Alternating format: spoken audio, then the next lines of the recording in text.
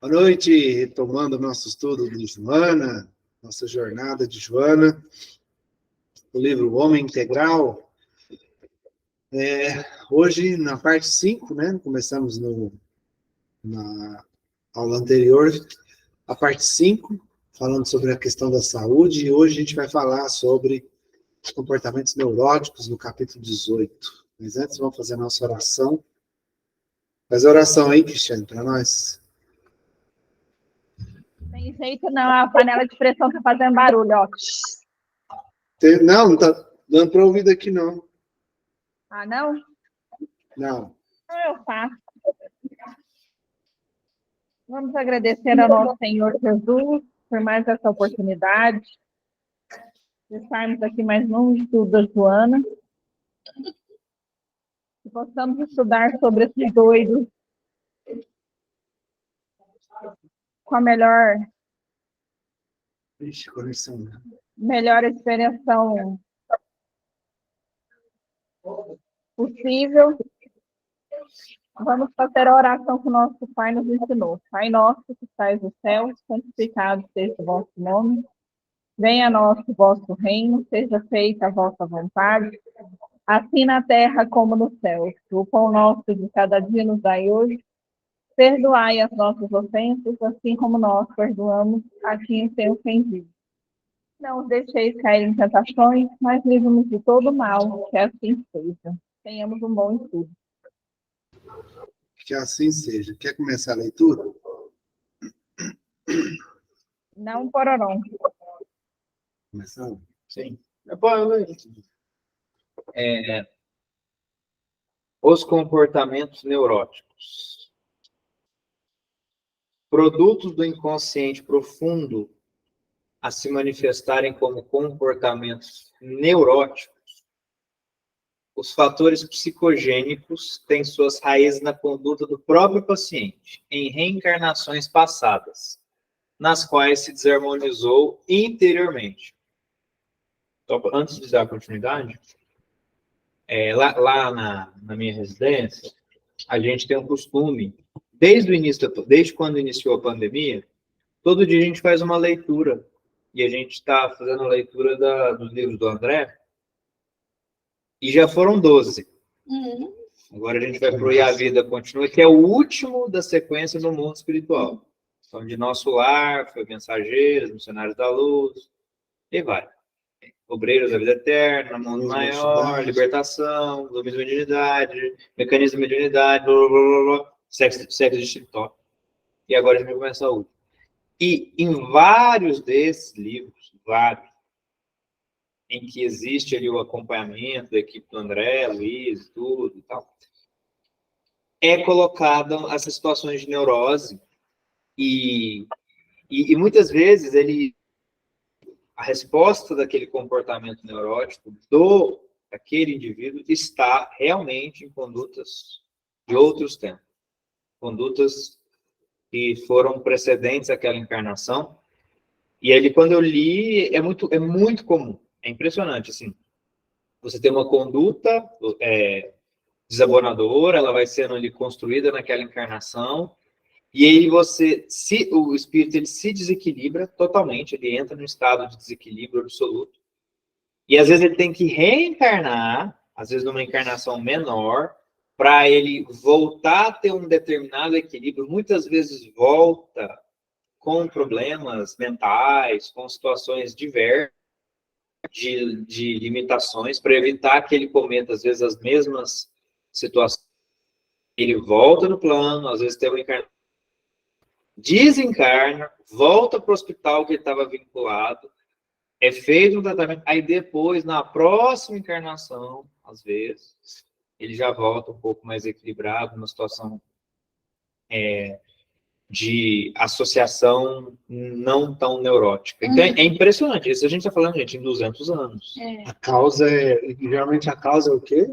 Desequilíbrios de outros tempos. Raiva, vaidade... Suicídio. Orgulho, tipos de vícios. Amor infame. Demais. Lascívia, entendeu? Luxúria, excesso de bebida, Translação. alguém desejo por sexo. Sim. Então, Fala. isso se transforma... E aí, nessa encarnação, você tem esses traços. Por exemplo, a gente está nessa encarnação que é a nossa melhor, do ponto de vista mental. Imaginem vocês. E a gente já discutiu sobre isso. Até uma vez eu comentei aqui, foi uma intuição. Talvez essa seja a primeira encarnação nossa que nós não vamos matar alguém, ou escravizar alguém, ou ser escravos de alguém. Exatamente. Entendeu? Então a gente traz muita coisa. Como que eu vou explicar, por exemplo, o medo que a minha mãe tem, ela não está presente, mas o medo que a minha mãe tem de andar de avião, sendo que ela não tinha ela nunca na época tinha andado de avião. E nas encarnações anteriores, se a gente for pensar no contexto histórico, muito provavelmente não havia avião comercial quando ela estava encarnada. Só de ver. Então, às vezes, o que acontece? É um comportamento, às vezes ela caiu de uma ribanceira, às vezes ela caiu de um local alto, então ela traz... A questão da altura, né? Ela traz para cá ou às vezes ela empurrou alguém, causou o mal de alguém, e aí o que acontece? Então, ela traz essa neurose para essa encarnação. Entendeu? Estou dando um exemplo dela, uma ilustração, mas vale para qualquer um de nós. Fosse mediante conflitos de... Desculpa, Cris, eu não vi. Pode falar, Cris. Em relação ao que você está falando aí, Léo, lá no Hospital Maria Modesto, né, no Instituto Maria Modesto, lá tem muitas pessoas assim. E que, por exemplo, tem até uma paciente lá que ela tem problemas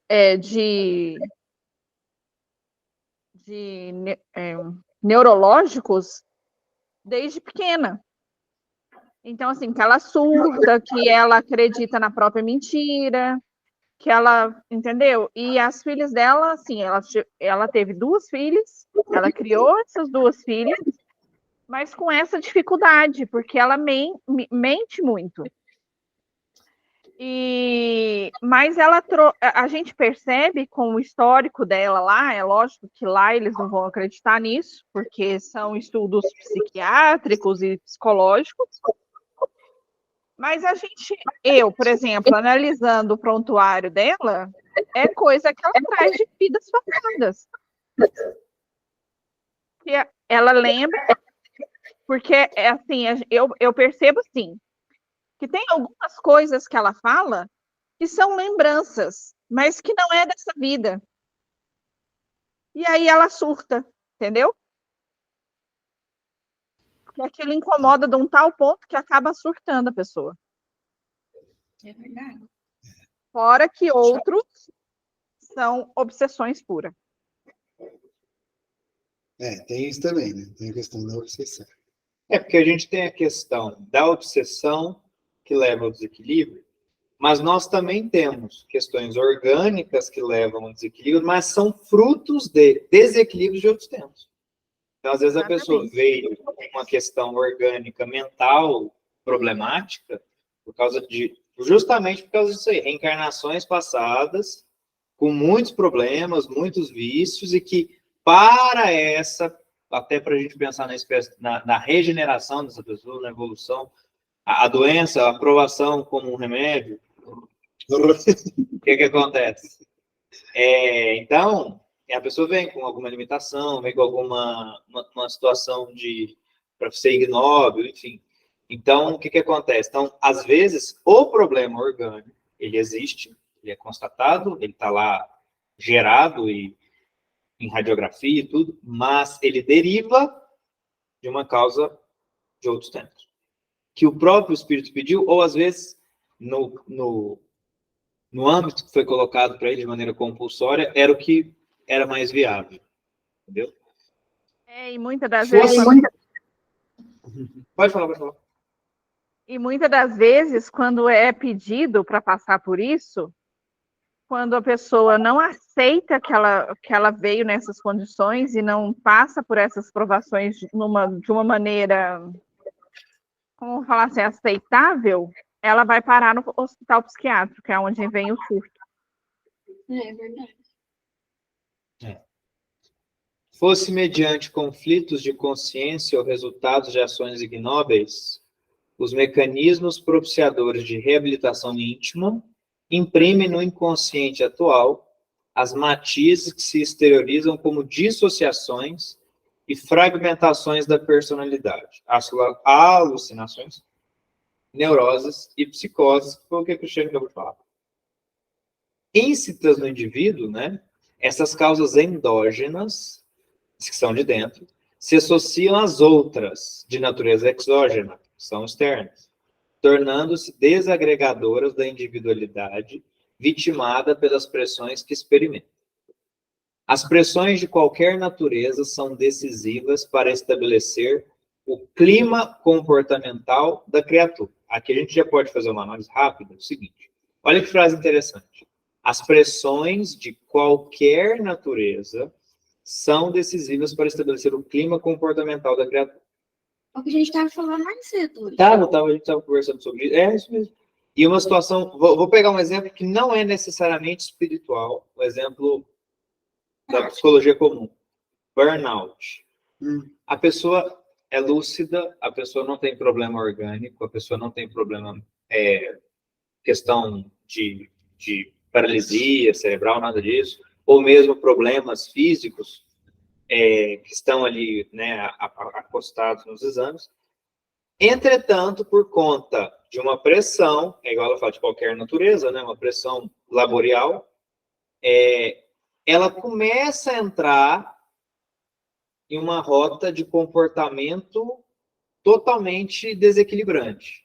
Isso, com o decorrer do tempo, vai gerando aquele estresse acumulado que chega no burnout, que é quando a pessoa se desequilibra e fica neurótica. Entendeu? Pressões de qualquer natureza. E quando a gente lê essa frase, a gente pode falar em pressão no trabalho, em casa. Autopressão. Quando eu fico pensando demais nas coisas, né? Quando eu crio uma pressão para mim, ideia fixa, para que eu tenha um comportamento que às vezes é um comportamento que não é atingível, mas eu crio aquilo lá porque é um comportamento que eu desejo, mas não consigo. Entendeu? A pressão, às vezes, de relacionamento, a pressão, enfim, de moral, sabe? Então, isso cria, com certeza, desequilíbrios, né? Instabilidades. E aí, eu só complementando, né? O que ele falou um pouco mais, que ela falou um pouco mais acima ali, que aí começa a misturar o que é interno com o externo. Isso. Ou seja, a pressão é externa, é exógena. Sim. E aí você permite que o que está fora entra, vai para dentro. Você permite que o ambiente te influencie a tal ponto de você internalizar aquilo e aquilo agravar ainda mais, resultando nessas pressões de qualquer natureza. É como se fosse um comportamento de osmose. É verdade. Né? Uhum. Verdade. Aproveitando a professora de química. Totalmente a ver com a parte Gostei. vibratória. É isso mesmo. Você conecta. Por formação antropológica, em luta renhida, contra os fatores compressivos e adversários, o homem aspira pela liberdade. Todos os seus esforços convergem para uma atitude, uma atuação, um movimento, livres de empeços, né, que vem de empecilhos, né, de detenções, de aprisionamento. Então, o homem, ele deseja liberdade. Isso está no seu espírito, né? As pressões que lhe limitam os espaços emocionais e físicos aturdem-no, dando margem a evasões, que são escapes, agressividade, disfarces e violências, através dos quais tenta escamotear o seu estado real. Isto quando não tomba na depressão, no pessimismo. Então, aqui ele faz uma leitura de que nós, humanos, encarnados, tendemos a querer ficar sempre, termos a nossa liberdade, mas em muitos momentos, essa liberdade, seja emocional, seja física, nos é tolhida. Física por causa, às vezes, de um cárcere, alguma situação assim, né? Ou mesmo de uma limitação geográfica, e emocional. Eu desejo algo, mas por exemplo, eu desejo alguém, mas se alguém não me deseja, então eu estou ali, eu tenho uma limitação, vou dar um exemplo, né? Que acontece pouco na vida real. Aham. Então, o que acontece? Isso gera o que ele fala ali. Escapes, necessidade de agressividade, violência, para você tentar, de alguma maneira, Nem que seja na força. buscar, entre aspas, essa liberdade. Olha lá, depressão e tudo. Vivendo sob estímulos, faculta-os à sociedade, que progride e age conforme as energias que os constituem. Quando estes estímulos são emuladores da felicidade, eis o homem atuante e encorajado, trabalhando pelo progresso próprio e geral, mediante um comportamento otimista. No sentido oposto, quase nunca se motiva a reação, para ascender aos sentimentos ideais que promovem a vida, libertando-se das constrições naturalmente transitórias. Então a gente tem essa diferença de ação, né? Aqueles que nos levam à felicidade, aí você otimiza isso aí, isso é evolutivo, e você tem um comportamento contrário, que é aquele que você prostra. Cara do céu. Né, lá. Você lembra da gente falar, a Marcela lembra que ela viu agora, o ciclo vibratório? Pensamento, Sim, significado. Tudo a ver. Os estímulos, ou seja, tem o estímulo, tem os fatos, a sua volta, exógeno. Aí você, acontece ali, você dá o significado daquilo. E vai ser bom ou ruim? Vai ser desesperador ou desafiador? E a partir daí você segue o caminho.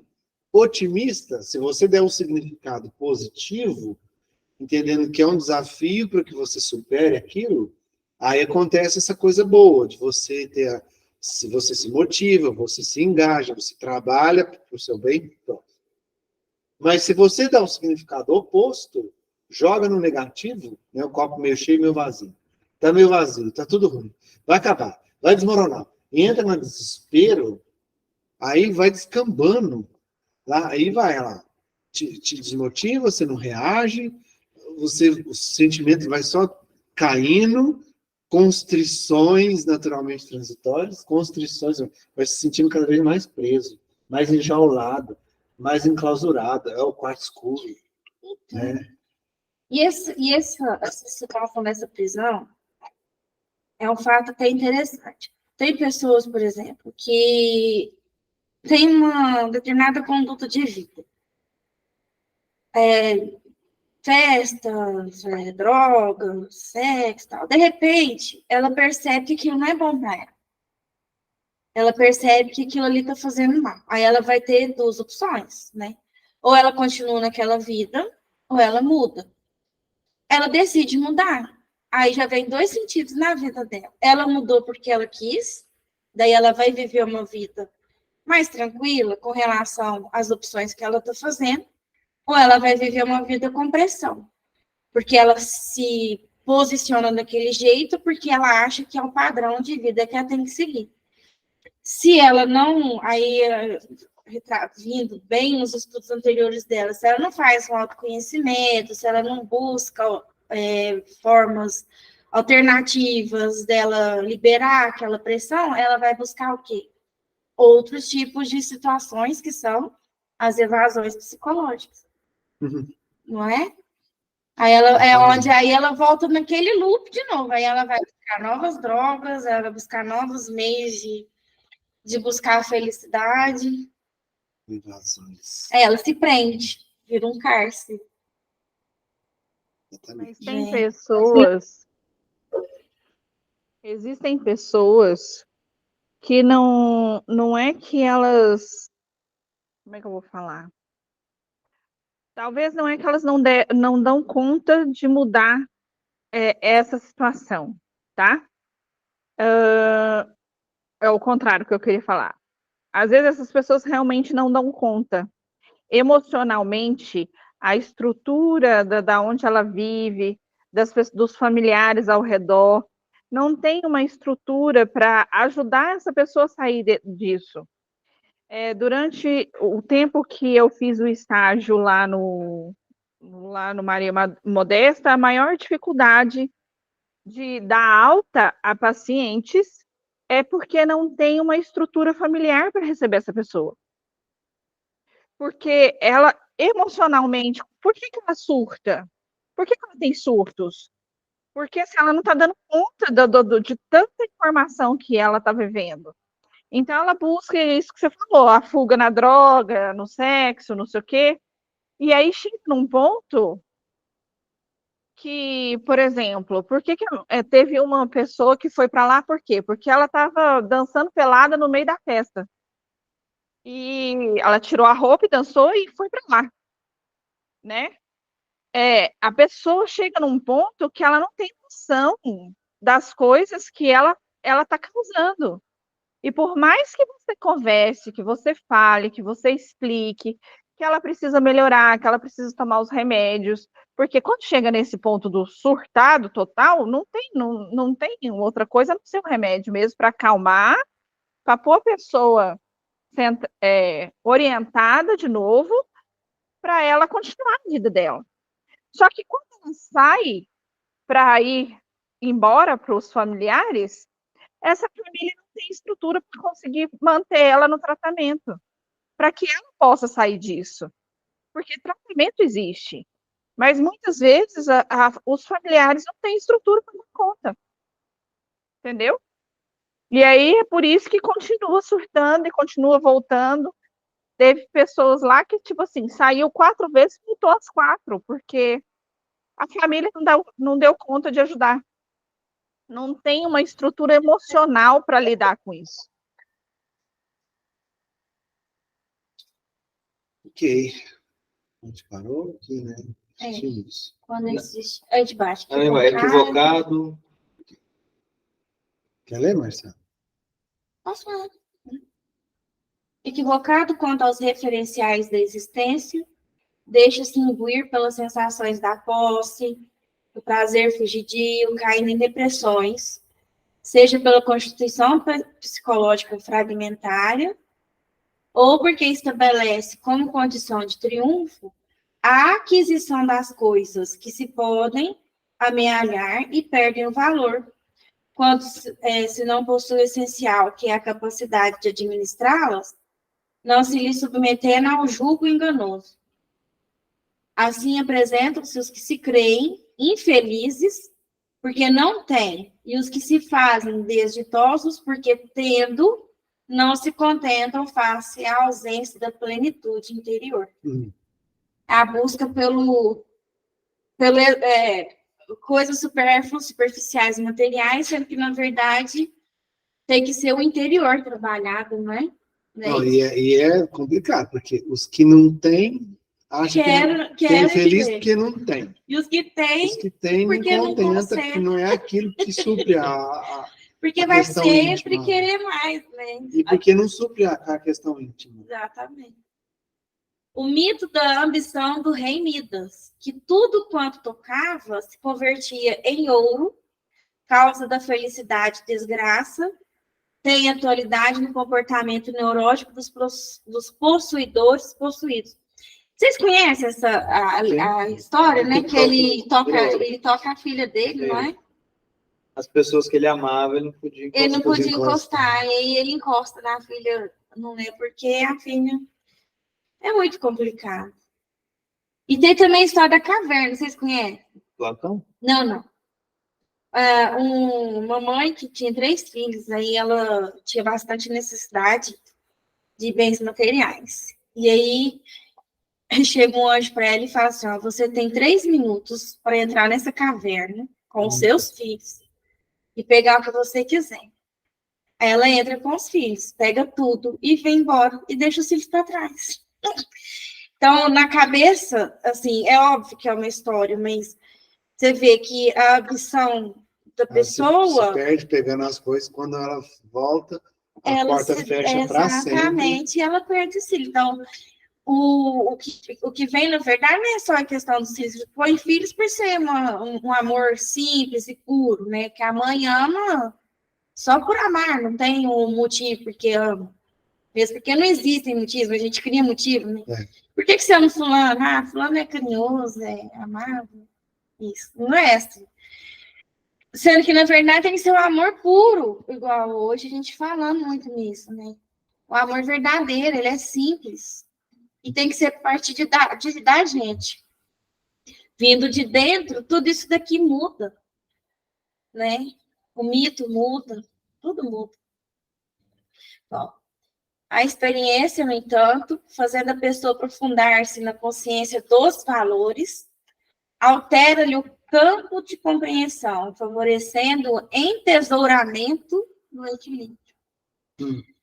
Todavia, tal ocorrência é resultado da luta que deve ser travada sem cessar. É uma luta Orai muito e constante. vigiai, sempre. É a consciência dos valores. Exatamente. Porque o que acontece? A gente estuda muito aqui, nas leituras, nas psicografias, em qualquer tipo de dogmático, a necessidade que a gente tem de compreender os valores morais, filosóficos, éticos que devem nortear a nossa encarnação, né? Porque por intermédio desses valores, a consciência desses valores, o que acontece? Geram o nosso equilíbrio. Exato. E o porquê que isso é importante? Porque no que diz respeito a materialismo, você tem na sua encarnação, como nós somos possuidores temporários daqueles bens, né? Em algum momento nós morreremos, e aquilo lá vai passar para outra pessoa, enfim. Então, o que acontece? Como nós somos detentores temporários, e nós temos muitas oscilações financeiras, materiais da nossa vida, posso ter melhorado uma época, fali, caí, subi de novo, voltei, tive um acidente, hoje eu tenho uma situação menos favorável. Só que essas oscilações existem até por conta das nossas questões passadistas. No entanto, a nossa consciência dos valores, quando ela se transforma em algo rotineiro na nossa vida, ela só tende a evoluir e nos levar ao equilíbrio. Por quê? Se a gente analisa a nossa encarnação do ponto de vista moral e busca sempre a evolução nesse sentido, o que vai acontecer? Qualquer situação que acontecer na sua vida, você vai levar sempre para o aspecto, no nosso caso a gente é espírita, eu acho que isso é até um pouco mais fácil por causa da ideia da reencarnação. Entendeu? Porque você analisa assim, eu perdi isso. Eu perdi isso, mas eu perdi isso porque na outra eu devo ter pegado. Então eu estou devolvendo. Eu machuquei, igual aconteceu comigo, machuquei. Aí eu falei com a moça que ficou doida. Moça, calma, sou médium, morrer não é problema. Estou acostumado. E outra coisa, às vezes foi para evitar um mal maior. Evitar um mal maior. Poderia ter batido ali na frente. Então, quando você tem isso, você tende a se equilibrar. Você entesoura o equilíbrio, é o que ele fala. É a consciência do valor te levando para o equilíbrio. Excelente. Entendeu? Por quê? Porque quando você se conscientiza apenas no materialismo e quer evoluir apenas aquilo, você vai se desequilibrar com qualquer oscilação que houver do seu mundo financeiro exato. Não tem jeito. E outra coisa, quando você vive, faz as suas escolhas, determina seu caminho, baseado nos seus valores essenciais, Claro. Você está alinhado com a sua essência. Você está alinhado com as suas verdades. E isso te traz equilíbrio. Né? Te traz aquela sensação assim de, eu pelo menos estou no caminho. Falta uma boa jornada pela frente, mas eu sei que eu estou na direção correta. Então, quando você se alinha com seus valores, sabe? Sabe aquela história assim de você ter consciência do que é importante para você, do que você realmente acredita ser o certo, e você não se vende, não se deixa levar por nada externo que queira te desviar daquilo que você sabe que é importante para você, e aí você fica em paz, com aquela paz interna, entendeu? Bom. Por isso esse entesouramento, né? Porque, gente, o equilíbrio, ele o equilíbrio é a nossa busca, porque a gente busca ele. Até às vezes inconscientemente. E aí vem muito daquela nossa ideia de liberdade, né, que estava sendo dita no início do estudo. A liberdade, quando ela é de alguma maneira constrita, seja física, seja emocional, o que você quer? Você quer retomar, de alguma maneira, até o exemplo da violência, você quer retomar aquilo ali para voltar ao equilíbrio. Então, você tem um momento de instabilidade, quer voltar. Entendeu? Quando isso é fomentado por valores, o mundo pode estar caindo. E você vai se manter em equilíbrio. E a gente tem o exemplo da pandemia, que nos fez aí ignorar alguns valores e tudo mais, de entes queridos que simplesmente faleceram rapidamente, situações como a gente viveu nos anos 20, 21, especialmente. Mas o que acontece?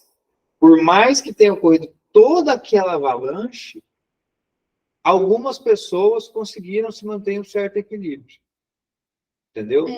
Conseguiram ali falando assim, diante do caos, eu ainda consigo me manter equilibrado. Eu ainda consigo trabalhar mentalmente. E são exatamente as pessoas que jogaram no positivo. Exato. Que buscaram conhecimento, aproveitaram o tempo para se instruir, para aprender uma coisa nova, para se desenvolver.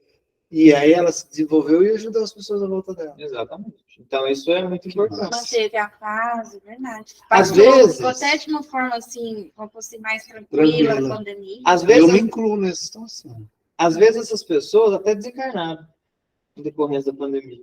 Mas, no período que elas estiveram encarnadas, elas estavam equilibradas. Acontece, tiver que acontecer comigo, vai ser... É assim, tem que pronto, e tudo certo.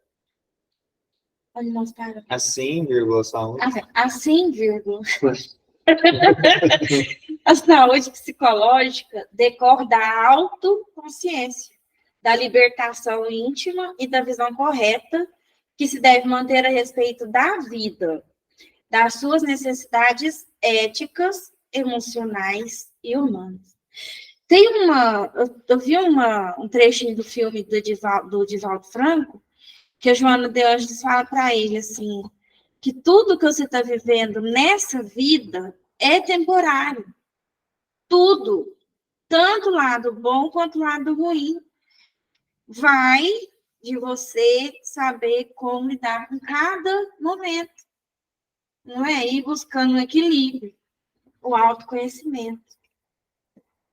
Bom, o comportamento neurótico assustador e predominante na sociedade consumista procura esconder o desajuste e as fobias do homem contemporâneo que se afunda em mecanismos patológicos.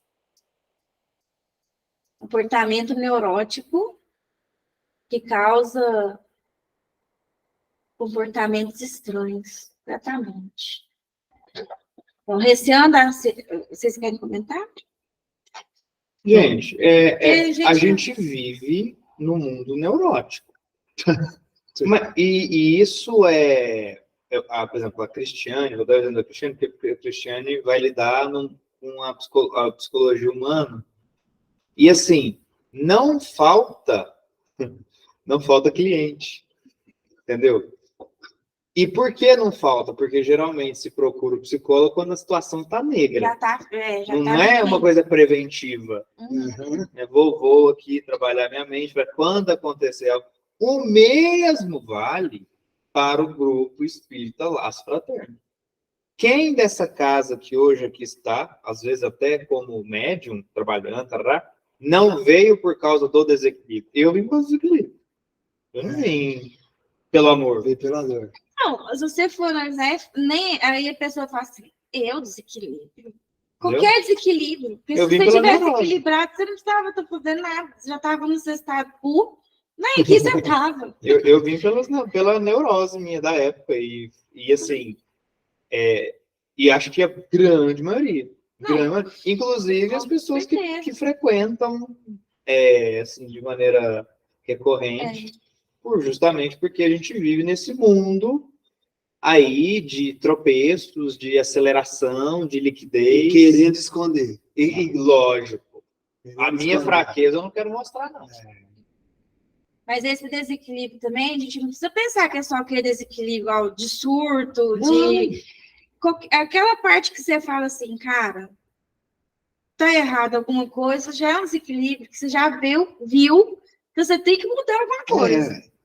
Porque senão você estaria no seu equilíbrio. Você estaria no seu fato equilibrado. Naquele momento que você tá ali, que você fala... Mas você fala e fala assim, gente, agora o bicho pegou. tem um trem errado. Pegou. Agora o bicho pegou. Aquele momento você fala... É porque assim, Deu ruim. porque como a gente fala em comportamento neurótico, você já leva para o extremo. Já vê a pessoa dando Exatamente. convulsão. Você fala assim, esse aqui é que está espiritado, psiquiatra, com problema mental, esse cara precisa de psicólogo, psiquiatra 24 horas por dia, passe o tempo todo, calmando. Não é isso, é só Não isso é. não. Mas é o comportamento, que é aquele comportamento fora do equilíbrio. Até porque... Ó, vocês não contam para ninguém, não, mas eu sou neurótica todos os dias, 24 horas, mas não pode contar, não, senão eles me internam. Quem nunca, né? Quem Se nunca? viu diante de um conflito interno? Nossa, não tem como. É um conflito. A partir do momento que você está ali, naquele momento ali, está numa dificuldade, aí você parece ter uma parte sua que quer, outra parte não quer, e você fica naquela briga consigo mesmo, né? Que também não é só com a gente mesmo, né? Tem os obsessores ali em volta também. Mas esse conflito interno já é um processo desequilibrado, já é um processo que...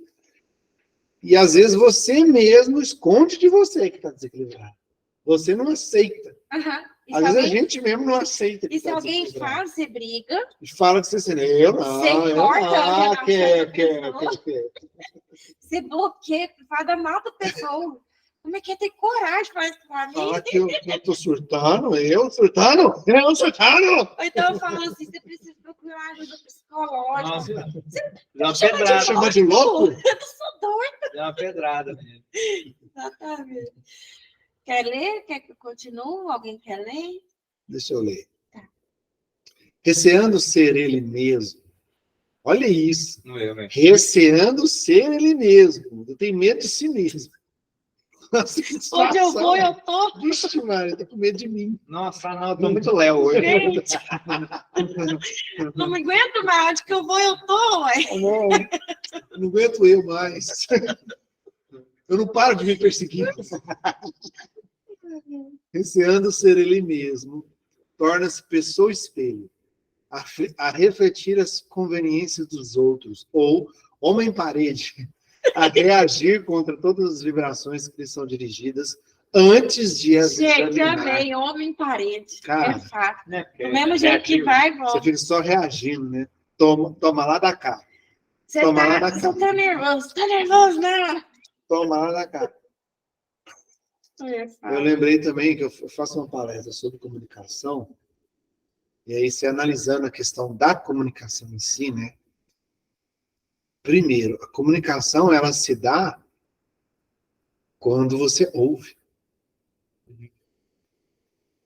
Então, você não consegue comunicar sem ouvir. Sem ouvir a mensagem. Então, a primeira e mais importante parte é ouvir, para depois você falar.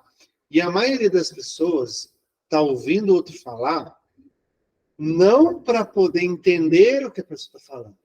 A maioria das pessoas está ouvindo o outro falar já pensando no que vai responder para ir contra aquele pensamento, para rebater, para reagir. Né? É o famoso... Você não ouve para compreender, você ouve para responder. Então, ali não se tem uma comunicação, se tem um conflito. E quantas vezes você mesmo não está se ouvindo?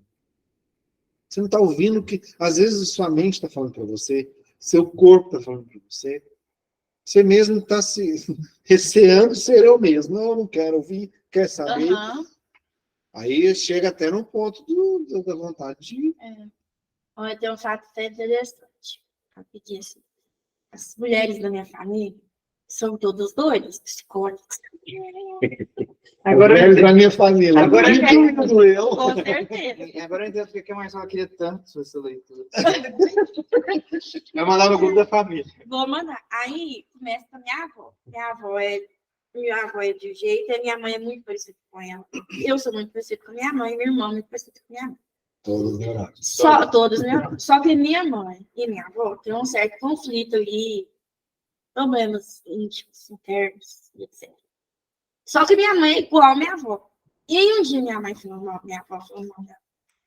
Eu falei assim, mãe, tudo isso que você está falando, se você parar para pensar, nós, você, eu, nós somos iguais. Eu não sou igual a minha mãe, mas nós somos todos da mesma forma que a vovó. Nós temos as mesmas reações. Você é muito ignorante. Ficou uma semana sem conversar comigo. Pronto. Ela me levava no serviço, buscava as meninas, falava bom dia, boa tarde, boa noite. Mas até o dia que ela me desbloqueou da vida dela. Aí ela falou Só tá bloqueando muito fácil.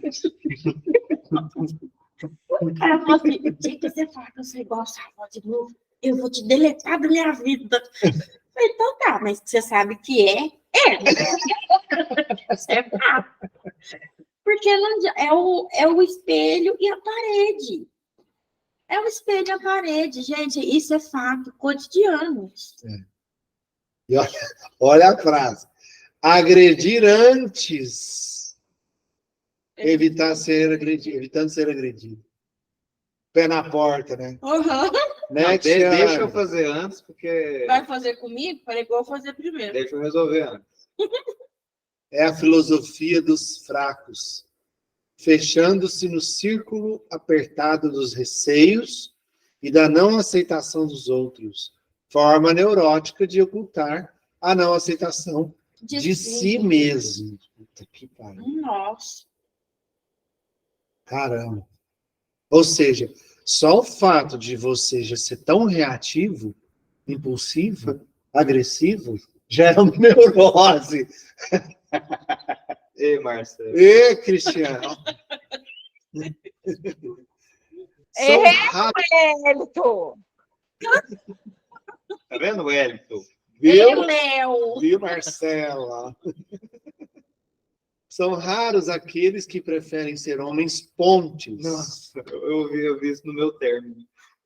Colocados, uma ponte. colocados entre extremos para ajudarem, facilitarem o trânsito, socorrerem nos abismos existenciais. Cara, É legal. E é massa, difícil velho. isso, viu? É difícil. Mas na hora que a gente consegue libertar, fazer o autoconhecimento e falar assim, eu sou imperfeito. O outro é imperfeito.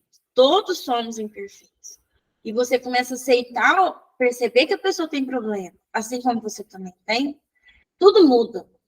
Porque você não começa a ver superioridade. Entendeu? Se a pessoa faz um negócio, vamos supor que você está na... Gente, isso é fatídico. Trânsito é uma coisa que me tira do sério.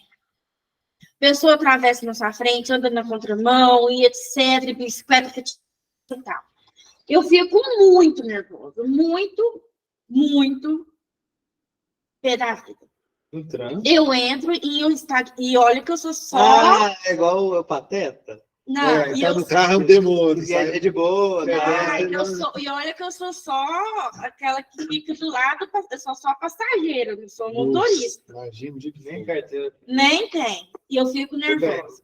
Discoteca. Aí um dia, o Marcelo já falou, você não vai passar na discoteca. Aí um dia eu comecei a perceber que eu também faço coisa errada no trânsito, atravesso na frente do carro. Mas é aquilo lá. Um dia eu quase matei a pessoa de susto, eu entrei na frente do carro sem ver. Então, aí eu comecei a perceber o seguinte, não adianta eu apontar o dedo. Não adianta, assim, óbvio que a gente, né, não é assim, mas eu também faço, então eu tenho que buscar me policiar, fazer o certo e tentar ajudar quem quiser ser ajudado na questão do certo. Porque o que te incomoda no outro É o que eu é o que faço. você faz, é o que você tem. O defeito que você vê no outro que te incomoda, Exatamente. de alguma forma, em alguma área da sua vida, ele existe em você. Ficar xingar os outros trans, isso daí já é um momento ruim, porque querendo ou não, você já está naquele assim, eu vou bater alguém. Hoje eu mato um. Quando você aprende a aceitar, e o Degon falou no início, aceitar o defeito do outro, é porque automaticamente você está aprendendo a lidar com os seus. Com meus erros. E perceber que todo mundo erra, que o caminho não a é... osmose, o indo com o o externo, Exatamente. nessa troca. No E equilíbrio. a gente projeta o que está dentro de nós no outro, né, no meio externo, e introjeta o que está externo para dentro também. A gente faz isso. Cara, é muito interessante. Eu estava fazendo uma leitura rápida.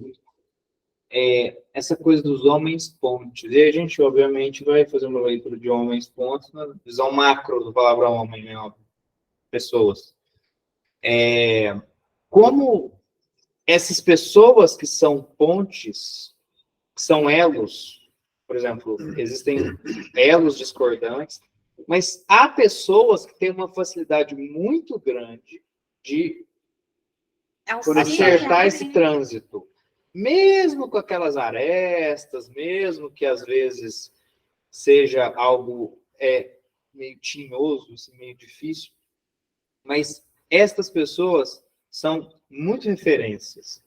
Que, por exemplo, vou dar um exemplo prático. Por exemplo, nós temos aqui problemas na casa, certo? Hoje nós temos um comportamento de quando há problemas na casa, nós costumamos fazer reuniões. E nessas reuniões, esses problemas são postos e existe uma oitiva pública, né? Assim, várias pessoas, todos são chamados, enfim, e ali ideias são prolatadas para que nós possamos chegar a uma síntese, uma resolução. Por exemplo, então, o que a gente faz aí? Eu estou colocando isso do ponto de vista da pessoa jurídica, para a gente entender nós, pessoa física. A gente observa o problema, discute de maneira civilizada, observa pró, observa contra. Muitas vezes você é voto vencido, mas tendo por base o que está sendo exposto ali, e tendo por base o respeito ao grupo, você fala, não, eu vou, sim, me esforçar para que aquilo funcione. Entendeu? Então, o que acontece? Facilita-se o trânsito. E aí você não tem nós. Você vai ter divergência. Você vai ter divergência ideológica, é claro que vai. Cada um é único. É comum, cada por exemplo, é única. Eu fui voto vencido em colocar o pessoal sentando ali. Só que hoje eu vi que é bom, que funcionou. Entendeu? Eu falei, não ficou aquele trança, igual eu imaginei, ficou legal. Ficou mesmo. Então, assim, mas assim, obviamente que eu não fiquei criando obstáculo para que não funcionasse. Ou torcendo para que desse errado. Porque esse é o ponto. Então, o que acontece? Ou falando mal. Pelas lá, eu disse naquela reunião que isso não ia funcionar. Igual, por exemplo, a gente está em uma situação outra, nós estamos vivendo essa questão da reforma da casa. Então, é claro que as pessoas pensam de forma diferente. Isso é óbvio. Mas, o que acontece? Como a gente tem ali um direcionamento, tem ali ideias, base, tem ali conversas amplas, e nós estamos utilizando, evidentemente, do respeito às ideias que são colocadas, você vai chegar numa síntese, você vai chegar num acordo. E esse acordo vai ser ali o melhor possível. Dentro do que foi colocado, o pessoal concorda, não, isso aqui a gente vai fazer, isso aqui a gente deixa para depois, isso aqui a gente coloca em outro momento, isso aqui não foi legal, mas é a vida. Você tá entendendo? Isso vale para nós.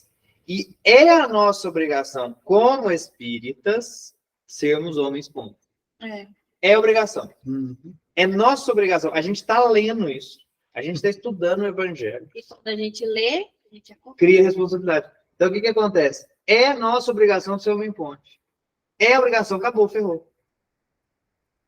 Ferrou, porque E aí, entra quando naquela luta contínua. Então você tem que ser homem-ponte de si mesmo, buscando o trânsito seu para o equilíbrio próprio, e também para as situações ao redor da nossa vida. Exatamente. Uma frase do Chico Xavier: se eu não tenho nada de bom para falar, fica lá.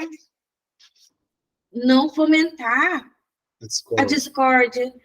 Ou igual aquela, eu gosto muito da oração nossa, que ele fala: ouvir sem malícia, falar sem denegrir o próximo. É muito bonito. Cara, a gente só denigre, né? Ué, alguém a pessoa veio te contar um fato. Você viu fulano? Fulano fez isso e isso. Aí, Veneninho já começa. Ah, mas também fulano é assim. A gente, querendo ou não, a gente faz isso. A gente se policia. Eu acho que a maioria das vezes a gente se policia. A gente tenta não mentir, porque se a pessoa realmente é daquele fato, você não tem que falar que ele não é. Mas você também não tem que falar que ele é, você só fala assim, não, mas vamos ver pelo outro lado, quem sabe o outro ângulo a gente consegue uma outra situação. Porque a gente sempre sabe que uma verdade tem, no mínimo, 3 lados. A gente tem que ser ponte para o equilíbrio geral. Exatamente. Então, por exemplo, isso é obrigação nossa, acabou. Marcela, acabou. Então, o que acontece? Nós temos que ser, a gente tem a obrigação de ser. Então, e isso, o que isso vai ensejar? Vamos analisar de uma maneira... olha lá, a Cristiane me discordando de mim. Isso vai ensejar... O que isso vai ensejar? Olha aqui, vamos imaginar, e eu acho que a gente pode fazer um link isso aí com culto no lar. Imagina se toda casa fizesse culto no lar, independente do credo. Sim, sim. Vou fazer uma leitura moralizante. Isso. Não importa do evangelho, da Bíblia, ou o que quer que seja. Toda casa fizesse culto no lar. Toda casa. E aí você teria ali uma mudança de pensamento coletiva.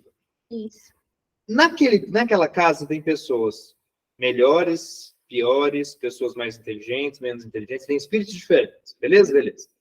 O que acontece? Naquela casa, você teria, pelo menos, uma pessoa que seria uma espécie de facilitador, que é aquela que tem melhor sempre tem convivência e tal, sempre tem. Família sempre tem. A casa é uma pessoa que é mais tem ovelha melhor negra e tem ovelha branca. Imagina se toda casa fizesse culto no lar. Toda casa criaria ali uma ponte entre eles, que, obviamente, levando para o âmbito social, ia criar o quê? Pontes diversas. E aí, a ponte dessa casa seria uma ponte para do vizinho, seria uma ponte para do outro, e aí nós teríamos muito menos conflito. E aí nós teríamos o mundo regenerado. Então, assim, é claro que é uma visão um pouco utópica. É utópica, platônica, mas é real. Porque é por isso que fala da reforma íntima. Claro. Sou eu comigo mesmo. Ninguém tem que fazer por mim. Eu tenho que fazer por mim. Nosso pior inimigo, né? Somos nós. Eu tenho que fazer por mim. Eu não vou fazer por você. Eu não vou fazer por você. Eu posso te ajudar a enxergar, a amenizar a sua dor. Mas fazer mesmo, não tem jeito. É você que faz. Então, se cada um tivesse essa consciência de que tem que fazer por si, para se melhorar, eu faço a minha parte, você faz a sua, faz a dela. Pensa no âmbito mundial. Exato, claro. Parece ser utópico, mas é real. É isso que o Evangelho nos faz entender. A busca dessa auto-reforma, do autodescobrimento, do autoconhecimento, para que eu faça a minha parte que cabe a mim no mundo. Não é fazer o mundo, é fazer o meu mundo. Eu comigo mesmo. E cada um fazendo, o mundo evolui. É o grãozinho de areia, né? Tu mistura o que está indo e o que está exo. O interno e o externo. Mistura, faz essa salada toda, e entra em neurose e fica patinando. E entra no individualismo e pronto. Cristiane. Fala, Cristiane, você levanta a mão aí, não deixa eu falar. Esse negócio aí de agora nós temos que mudar e acabou. Que isso, Léo? Tô doido com você, ué. Não acabou, não, tá só começando, meu filho. É obrigado a ser, acabou. Não tem jeito. Acabou, deu ruim. Se eu não for Não homem, sou, não sou obrigada a nada. Sim, ó, Obrigada a nada. ou você vai, ou você vai. Você vai, você vai. Você vai deitado, arrastado, choramingando, sofrendo, ou você vai com as próprias pernas. Ou vai, ou vai. Cris, não tem jeito. Como é que você não vai ser mais homem ponto? Olha a leitura. Tem que ser. Então, Léo, você lembra de eu falar para a Tati, né? Para nós correr, não deu tempo aí, nós ficou agora, nós vamos ter que fazer. Entendeu? É algo, porque senão o que, que acontece? Vai gerar o desequilíbrio. Gerando desequilíbrio, você vai gerar neurose coletiva.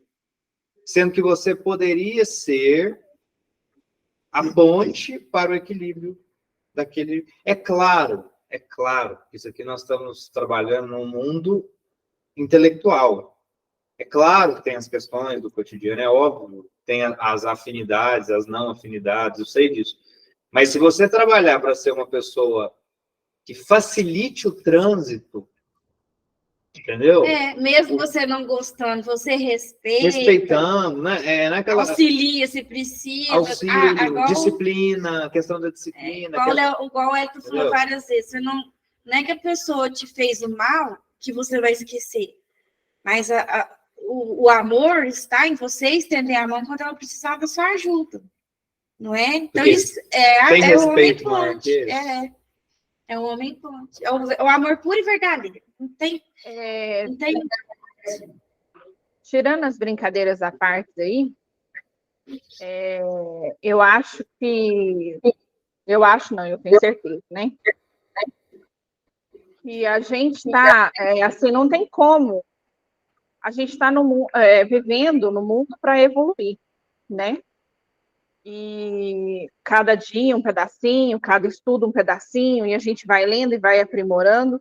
É lógico que as coisas não vão mudando da noite para o dia, é cada dia um passinho, mas é importante que a gente entenda também que não é porque a gente estuda e que a gente pode facilitar o trânsito que a gente também não vai ter as dificuldades nossas, né? Eu acho que tem que deixar claro que, assim, às vezes as pessoas... eu já vi muito isso. Ah, não, mas você é espírita, você entende, você não pode ficar com raiva, você não pode... Gente, eu sou um ser humano, né? Como outro qualquer. E que a gente está nessa caminhada para fazer, igual o Hélio falou, a reforma íntima, mas caminhando dia a dia. Isso não quer dizer que a gente não vai passar raiva, que a gente não vai sentir tristeza, que a gente não vai ficar revoltada com algumas coisas. Faz parte da nossa vida. Eu falo isso porque eu até estava pensando aqui com vocês, em relação ao que vocês estavam falando, que a dona Marta está lá internada e ela estava chorando, falando que estava muito difícil, que ela queria desistir, que Deus podia levar ela embora. E eu falei para ela, eu falei assim, ó, ela falou assim, mas eu não sei o que eu fiz no passado para estar passando por isso. Eu falei, a senhora não tem que pensar o que a senhora fez no passado por estar passando por isso. Mas sim como a senhora vai lidar com isso que a senhora está passando agora. Porque se for com revolta e pensando em desistir, ela vai ter que passar de novo, porque ela não aprendeu. E às vezes a gente faz isso, e eu parei para analisar. Às vezes a gente está passando por situações e a gente não percebe o que a gente tem que aprender com aquilo, o olhar de o que eu posso fazer diferente para que eu não precise passar por isso de novo. A gente prefere reclamar, a gente prefere complicar, a gente prefere lamentar. E aí é onde vem as neuroses, né? Porque a gente não para pensar no que a gente tem que aprender naquele caminho. É isso que eu queria compartilhar com vocês. Beleza. Aproveita que você está falando, já faz a oração para a gente encerrar. Não sei o que eu estou comendo. Não, estou comendo. E deve estar bom. Eu estou sentindo o cheiro daqui.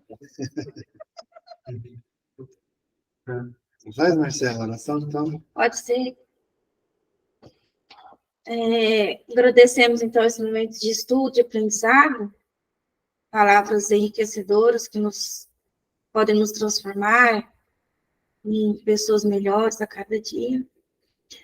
Então, nós vamos rezar a oração que nosso Pai nos ensinou, em agradecimento também à oportunidade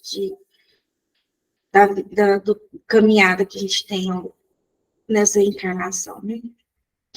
Pai nosso que estais nos céus, santificado seja o vosso nome, venha a nós o vosso reino, seja feita a vossa vontade, assim na terra como no céu. O pão nosso de cada dia nos dai hoje, perdoai as nossas ofensas, assim como nós perdoamos a quem nos tem ofendido, e não nos deixeis cair em tentações, mas livrai-nos de todo mal, que assim seja.